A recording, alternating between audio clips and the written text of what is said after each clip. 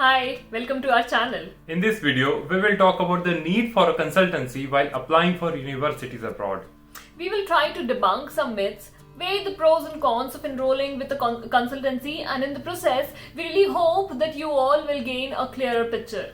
If you want to know all about it, then please keep on watching and subscribe to our channel if you haven't already.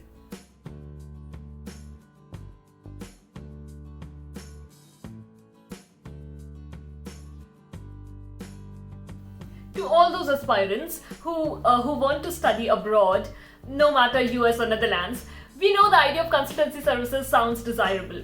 These services make several claims like getting you into the best college possible, be there with you at every step of the way, help you with your student loans, and so much more. We want you to get the best, of course, but please understand that not every offer is as good as it sounds. After all, the real product is not always identical to the marketed product.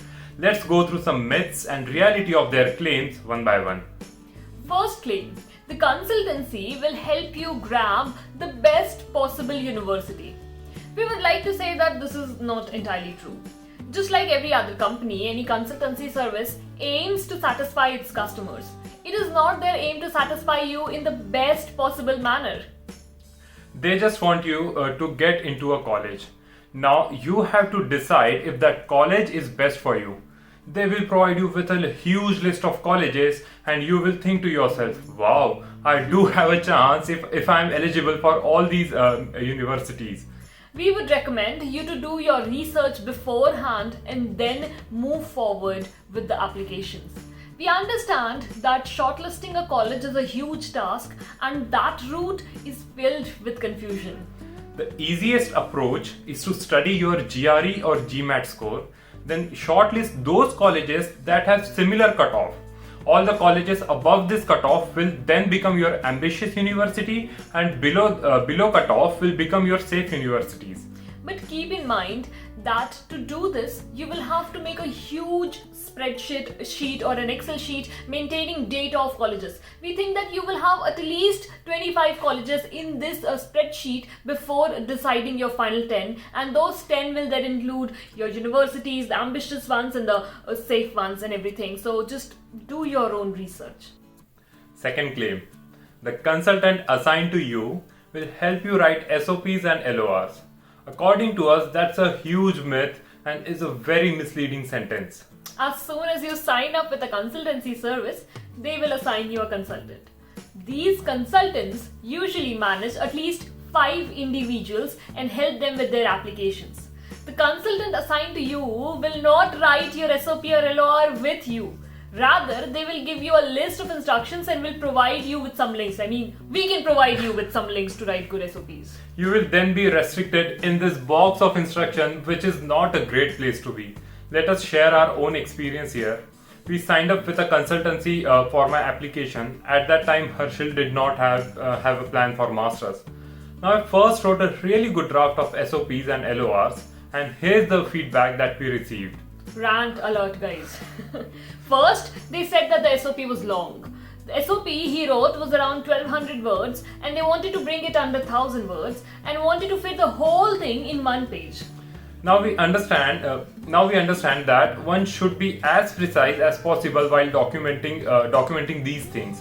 But there are some things which just can't be edited out. So we somehow brought it down to 1100 words. Yeah, still not 1000. Yeah. So the consultant lady came back to us saying that it's still too long, and then she took it upon herself to shorten the SOP, and oh my god, the disaster that she did.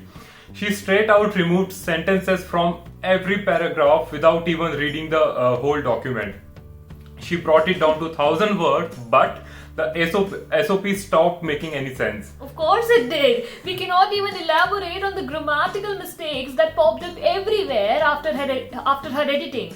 But something that we would like to elaborate on is, it is sometimes okay if your SOP has 100 words above the word limit.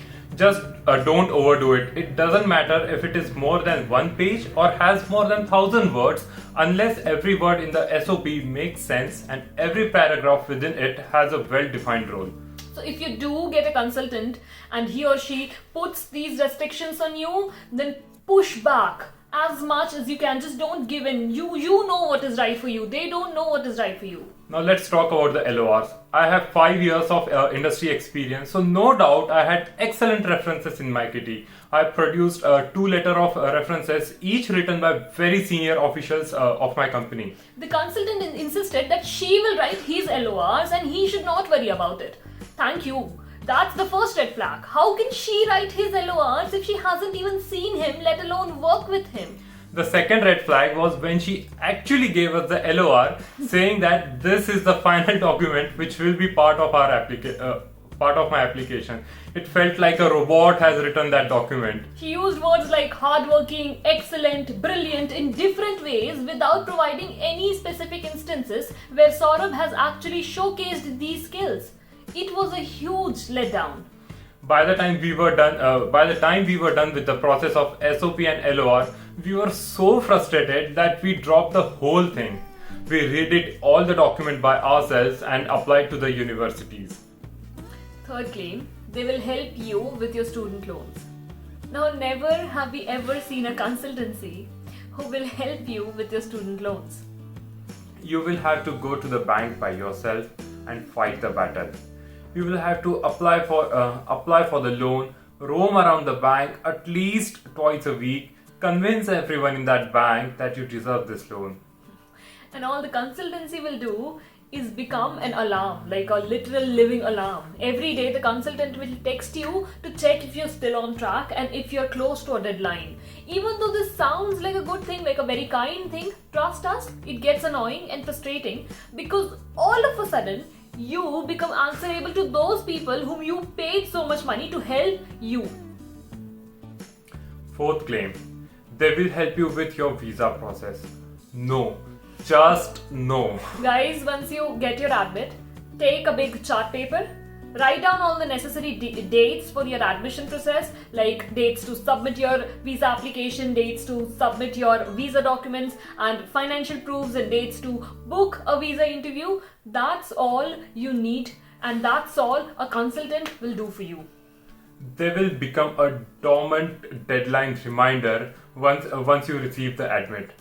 Once you fly abroad, they will just increase the number of satisfied customers, and that will be it. Your phone can do this for you if you know how to use a to-do app or your calendar. So now the question is, why do I need a consultancy? Well, not everything is all bad. There are some positives attached to every possible situation. Here we have yet another list where we talk about some good things about a consultancy and some tips on how to get the best out of it. So if you are completely new to the idea of studying abroad, then consultancy should be the best first place to get yourself acquainted. If you struggle with the English language and really need help expressing yourself through your SOPs, then once again, you will find that personal support in a consultant.